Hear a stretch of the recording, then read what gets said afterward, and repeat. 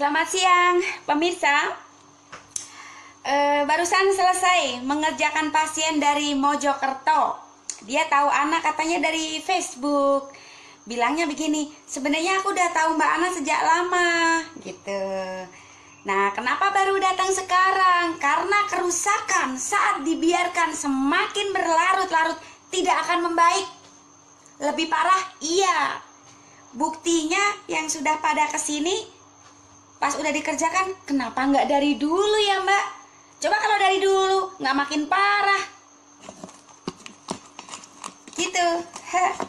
Barusan nih dari Mojokerto. Saya nggak sebut identitas Anda ya. Bilangnya udah lama, tahu dari Facebook. Kenapa nggak dari dulu? Pas dicek, aduh jebol semua, nggak cuma satu. Jadi saat ada keluhan fungsi organ, saat Anda keluhan memburuk dan Anda tidak segera benahi, ngerentetnya kemana-mana tuh, gitu.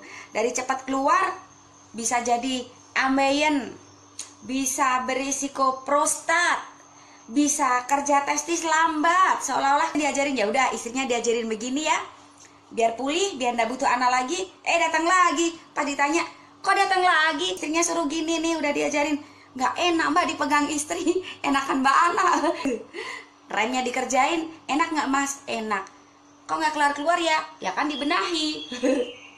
Jadi dikeber kayak apa sudah kuat, enaknya udah dapet. Dia langsung, belum Ana tanya, dia udah bilang sendiri kok tadi. Boleh kalau Masnya lihat nih, ya Mas, tadi kan Ana nggak bilang, belum, Ana memang tanya, tapi nggak tanya pun Masnya udah komentar.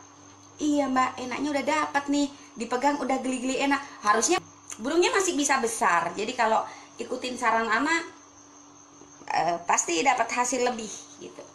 Dari sini sudah membaik. Jadi saat pasien dari sini dikasih saran, dikasih rumus, itu bukan supaya membaik, membaiknya di sini. Saat melakukan saran itu supaya tidak mudah rusak lagi. Saat Anda mengeluhkan organ vitalitas memburuk, itu efek dari pola hidup Anda sendiri. Jadi saat orang lain membenahi, bukan merubah, karena Anda tidak bawa spare partnya kemari. Jadi saat Anda datang kepada Ana cuma memperbaiki kerusakan organ efek pola hidup Anda sendiri. Jadi kalau Anda pengen memperbaiki bagaimana? Kalau nggak butuh orang lain, nggak pengen butuh orang lain, nggak pengen buang uang, nggak pengen buang waktu, perbaiki pola hidup Anda sendiri yang harus menghukum diri sendiri. Gitu ya. Jadi kalau ada pasien tanya, Mbak langsung berubah, Mbak bablasin keluar nggak? Mbak boleh BO nggak? Sekalian praktekin nggak? Langsung besar nggak? Di sini bengkelnya. Kalau cari enak jangan di sini. Kalau cari instan, rubah aja sendiri. Kalau perlu tanya ke rumah sakit kemana, bisa nggak punya aku dirubah besar? Bisa nggak punya aku dibikin lama? Kalau ada di mana, yuk ikut yuk. Jadi tolong ya untuk pemirsa, kalau mau tanya, kan ada tuh WA Ana ya, kalau mau tanya pakai ini dulu. Jangan asal mangap ya. Jadi jangan ada pertanyaan langsung besar ya. Ana nggak pernah bilang kalau Ana bisa merubah ukuran. Terus kok banyak pasien ya yang bilang dari Mbak Ana mau besar? Mana ketehe, Ana cuma memperbaiki. Kalau Anda merasa berubah ukuran, bersyukurlah. Gitu ya. Jadi saat pelebaran pembuluh darah terjadi dari stretching yang Ana lakukan, suplai darah ke situ lebih, lemak-lemak yang memadat mengembang, logikanya diameternya memang akan berubah. Tapi pola hidup Anda harus mendukungnya. Jangan suka minum dingin, jangan suka yang goreng-gorengan, yang santan-santanan, dimana banyak mengandung kolesterol tinggi. Lemak-lemak akan semakin mengikat otot-otot di tubuh, kelenturan tidak ada, gimana bisa memanjang gitu. Kalau pola makan Anda bagus, rajin olahraga, aktivitas sehari-hari bagus, nggak ada yang nggak mungkin kok. Lebih panjang, buktinya banyak pasien merasa lebih panjang.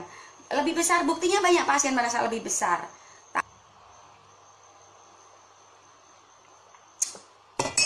Jangan bertanya yang aneh-aneh. Kalau Anda mau cari entertain, bukan di sini.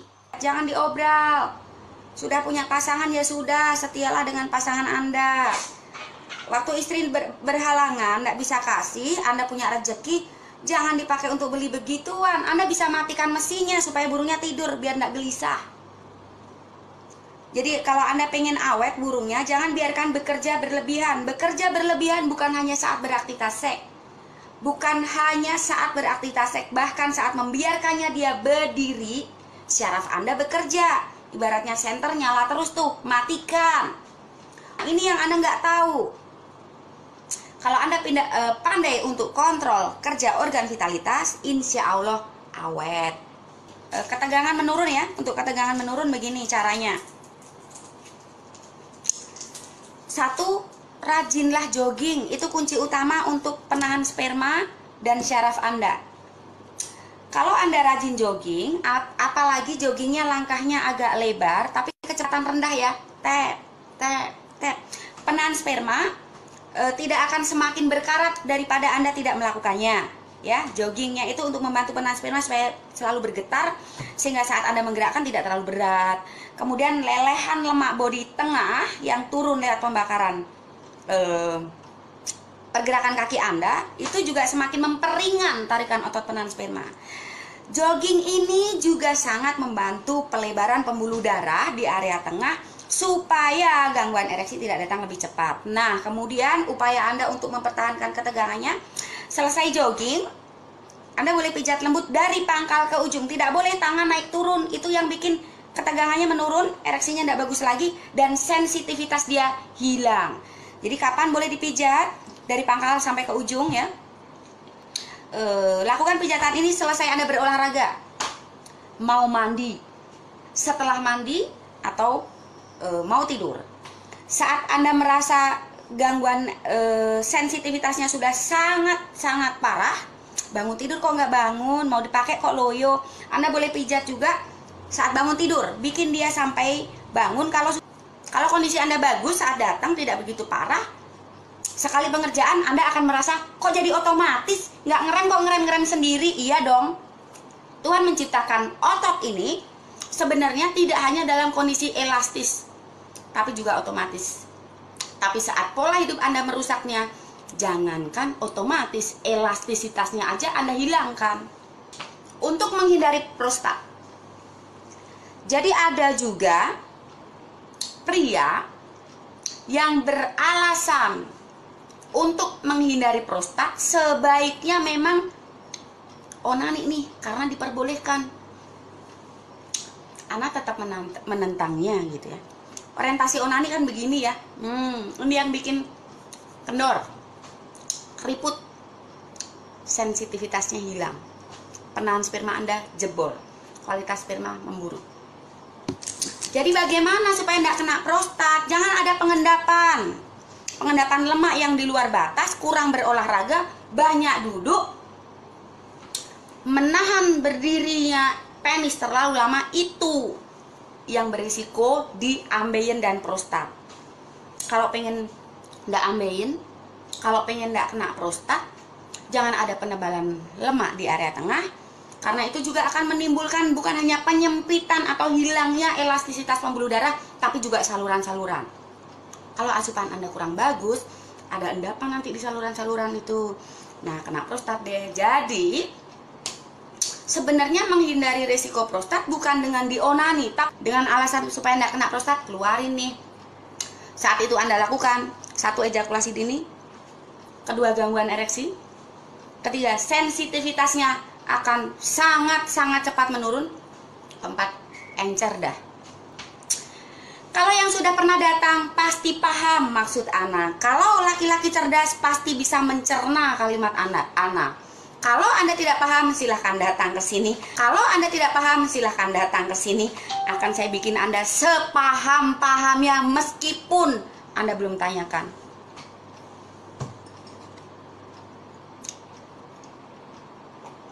Kalau Anda tidak paham, silahkan datang ke sini. Akan saya bikin Anda sepaham-pahamnya meskipun Anda belum tanyakan.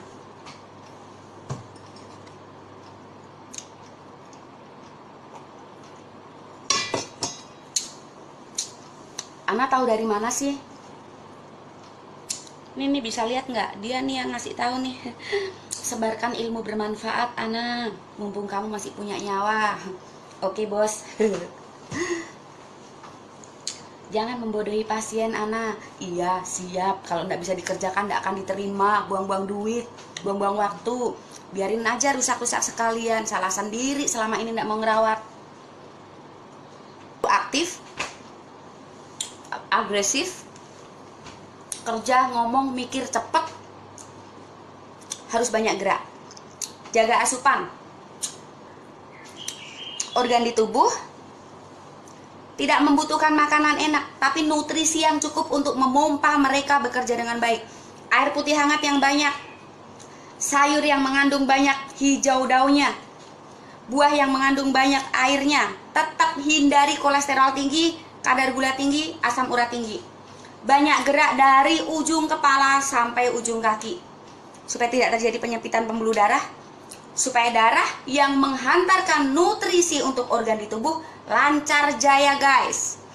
Vino, kapan ke Bekasi? Kalau dulu Ana tinggalnya di Banten. Tahun 2000 pindah di sini. Jadi udah nggak kesana lagi, bro. Bentar lagi ada yang mau merit sih di Jawa Barat, tapi Ana nggak kesana. Nggak buka di sana, tapi pasien saya, Vino, dari Jawa Barat banyak sekali, bahkan luar pulau. Kalau pas ke Jawa Timur aja, mampir.